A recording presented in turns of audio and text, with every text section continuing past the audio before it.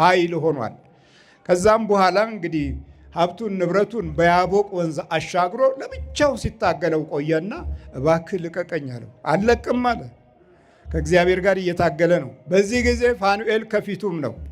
ሲታገል ቆየና ልቀቀኝ፣ አሁን ነግቷል እኮ አለ። የፀሐይዋ ብርሃን ወጥታለች፣ ሰው ተው ልቀቀኝ አለው። አልለቅም አለ። ከዛ በኋላ ካልባረከኝ አልለቅህም አለው። እንዲህም አለው፣ ስም ማን ነው አለ።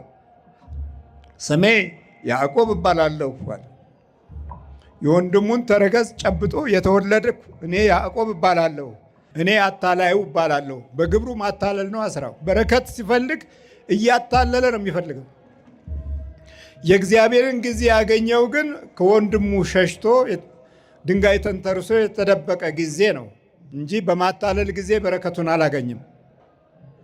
የእሱ የሆነው ማታለል ሲቆም የእግዚአብሔር የሆነው ነገር ተገለጠ። እግዚአብሔር ስሙ የተመሰገነ ይሁን። ሰማዩ ተከፈተለት፣ ራእይን አየ። በመላእክት መንፈሳዊ ጉዞ ሕይወቱን ጀመረ። ከዛ በኋላ ሀብቱን በተለያየ አይነት መንገድ ሲነጠቅ የራሱን በጎች መልካቸውን ለመቀያየርና የራሱ መሆናቸውን ለማሳያ ብትሩን ሸመልማሌ አድርጎ ለበጎቹ እያሳየ ሸመልማሌዎች ተወለዱ። ዚብራ አይነት ከብትና በግ ተወለደለት። ከዛን ጊዜ ጀምሮ የራሱ ሀብት መሆኑን ገለጸ። ከሱ ጋር የነበረው መልአክ ታዲያ ማን ነው? አሁንም ፋኑኤል ነው። የሚገርም ነው።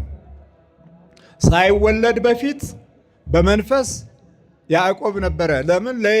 ለያዕቆብም ለይስሐቅም የገባለት የቃል ኪዳን ባህሪ በያዕቆብም በይስሐቅም በአብርሃምም ውስጥ ይነገር ነበረ። በእምነት የሚወለዱ ልጆች እንደነበሩ ይገለጻል። የክፋት ልጆች እንደሚመጡም ደግሞ እንደዚሁ ከክፉ ትውልድ የጥፋት ትውልድ እንደሚወጣ ሳይወለዱ በፊት ይነገራል። እና አሁን ሳትባርከኝ አልለቅም ካለው በኋላ ባረከው። እንዲህም አለው፣ ስምህ ማን ነው? ያዕቆብ ነኝ። ከእንግዲህ ወዲህ ስምህ እስራኤል ይባል እንጂ ያዕቆብ አይባልም። ከእግዚአብሔር ከሰውም ጋር ታግለህ አሸንፈሃል አለው። የአሸናፊነት ፊት ሰጠው። እግዚአብሔር ስሙ የተመሰገነ ይሁን። የአሸናፊነት ፊት የምታገኙት ስትጸልዩ፣ ስታመሰግኑ፣ በልዑል እግዚአብሔር ፊት ስትወድቁ፣ ራሳችሁን ስታዋርዱ ነው። ክብራችሁን ስትጠብቁ አይደለም። ዝቅ ብላችሁ በፊቱ ስትንበረከኩ፣ የጠላትን ምስጢርና የውጊያ ጥበብ ስታውቁ የአሸናፊነትን ፊት ይሰጣችኋል። ለምን? ፋኑኤል የፊት መልአክ ነው። እየሰማችሁ ነው? የገጽ መልአክ ነው። የፊት መልአክ ነው። በፊት ያሉትን ባህሪያቶች የሚጠብቅ ነው። አንደኛ ታሪክን ይጠብቃል። ቅዱስ ፋኑኤል ታሪክ ጠባቂ ነው። የተባረከው ትውልድ፣ ቃል ኪዳን ያለው ትውልድ፣ የተስፋው ትውልድ የትም ቦታ እንዲቆም አይፈልግም።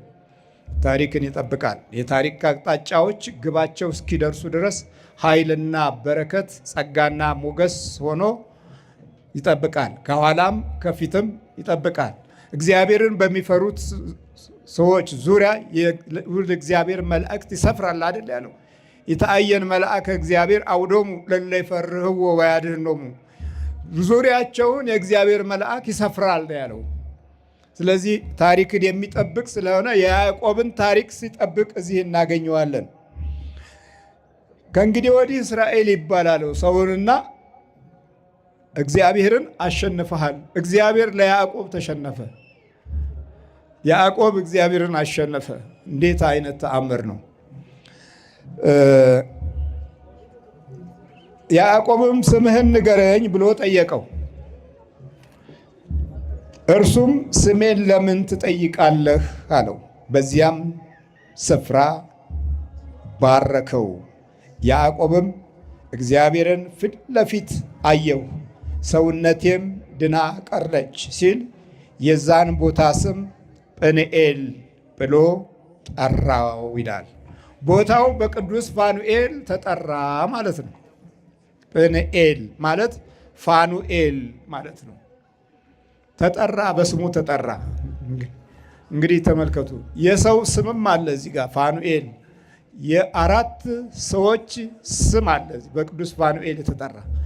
እንግዲህ ያ ቦታ እግዚአብሔርን ፊት ለፊት አይቼዋለሁና ስሙ ይህ ስፍራ ፋኑኤል ይባል አለና በስሙ ተባረከ። የስሙ ስፍራ የስሙን ኃይል አገኘ። ስምህ ማን ነው ብሎ ነበር የጠየቀው። ለምን ስሜን ትጠይቃለህ አለና በኋላ ስሙን በውስጠ ነፍሱ ሲገልጽለት የዛም ቦታ ስም ሲናገር ፐኑኤል አለው። ፋኑኤል የሚለው ቃል ምድሪቱ በስሙ ተባረከ ማለት ነው። እግዚአብሔርን ፊት ለፊት አይቼዋለሁ። ፋኑኤል እግዚአብሔርን ፊት ለፊት አይቼዋለሁ።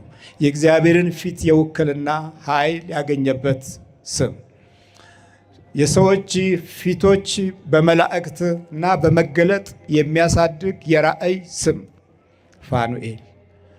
ከዛም በላይ ደግሞ በፊታችን ላይ ያሉትን የተፈጥሮ ኃይሎች የሚጠብቅ ስም ፋኑኤል። ግንባራችንን፣ ዓይናችንን፣ አፍንጫችንን፣ አንደበታችንን፣ አፋችንን፣ መላ የአካላታችንን ተሸካሚ ሰውነታችንን፣ ራሳችንን የሚጠብቅ መልአክ ፋኑኤል። የፊት ገጽታ ላይ ኃላፊነትን የወሰደ መልአክ ፋኑኤል። አየ ፋኑኤል። ይህንን ስም የሰጠው እግዚአብሔር አምላክ ፊት ለፊት በመገለጥ ውስጥ ያለውን የመገለጡን ኃይል ለመላእክት አካፈለ። ሲያካፍለው ስሙ የእግዚአብሔር ስም በመልአኩ በኩል ተገኘ። እግዚአብሔር ለመልአኩ የራሱን ስም ሲሰጠው አልሰሰተም። ስሙን ማናለው? ቅዱስ ያዕቆብ ፋኑኤል። ፋኑኤል ምን ማለት ነው? ፊት ለፊት እግዚአብሔርን አየሁት፣ ማየት ቻለ። ሙሴም እግዚአብሔርን በሚያይበት ጊዜ ፋኑኤል ተከስቷል። በፊቱ ላይ ያለው ስልጣን ኃይለኛ ብርሃን ያንጸባርቅ ስለነበረ ሙሴ ወደ እስራኤል ሕዝብ ሲመለስ ከሱባኤ በኋላ ፊትህን ሸፍንልን አሉት። ፊቱን የሚቆጣጠረው የነበረው መልአክ ማን ነው ማለት ነው? ፋኑኤል፣ የእግዚአብሔር ብርሃን። የእግዚአብሔር ብርሃን በፊቱ ላይ አደረ። ከዛም በኋላ እስራኤላውያኖች መታዘዝ ጀምሩ። ፊትህ አበራ፣ ሸፍን ፊትህን አሉት። የፊቱ ብርሃን ኃይል የሆነው ማን ነው? በፊት ኃላፊነት ላይ የወሰደው መልአክ ፋኑኤል። ወደ እመቤታችን ቅድስት ድንግል ስንመጣ መጋቢዋ ጠባቂዋ ማን ነው? ፋኑኤል። በቅዱስ ፋኑኤል ጥበቃ ውስጥ ማንን ጸነሰች? እግዚአብሔር ቃልን። እግዚአብሔር ቃል ሥጋ ሆኖ ወደ እኛ ሲመጣ ኢየሱስ ክርስቶስ መሰረታዊው የቀድሞው የተስፋው ቃል ኪዳን ወደ እኛ ሲደርስ ፊታችንን ሊለውጥ የኢየሱስ ክርስቶስ አካል በገጽ ተገለጠ ማለት ነው። በገጽ አየነው። አምላክ ሰው ሆነ፣ ሰው አምላክ ሆነ። ገጻችንን በሙሉ ኃይል በክርስቶስ አገኘነው። እግዚአብሔርነትን ሙሉ በሙሉ ስንካፈል አማልክት ዘበስጋ አማልክት ዘበነፍስ እንድንሆን ፈቃዱን አገኘን። የአምላኮች አምላክ የጌቶች ጌታ የሚባለውን የቃል ኪዳን ኃይል በእኛ ሕይወት ውስጥ ለማሳደር ብርሃኑን አካፈለን። ፐን ማለት በዕብራይስጥ ፊት ማለት ሲሆን በቁጥር 80 ነው። ፒ የምትለዋ ቃል አሁን ፋኑኤል የተባለችው በቁጥር 80 ነው። የሰዎችን ዕድሜ እና መንፈሳዊ ኃይል የሚወስን ነው። ሴት ልጅ በክርስትና ሞገስ ውስጥ በስንት ቀን ትጠመቃለች? ወንድ በስንት? በ40። እሺ 40 እና 40 ስንት ነው? 80። ወንድ ልጅ በ40 ቀን፣ ሴት ልጅ በ80 ቀን የምትጠመቅበትን መንፈሳዊ ኃይል የያዘ ነው። የዕድሜ ብዛት ደግሞ 80 ከሆነ በዚህ በዕብራይስጡ ቁጥር ፈ የዕድሜ ሰው ልጆች ዕድሜ ግፋ ቢል 80 ነው፣ ከዛ በኋላ ያለው በመከራ ነው ብሎ ይናገራል ዳዊት። በዕድሜ ላይ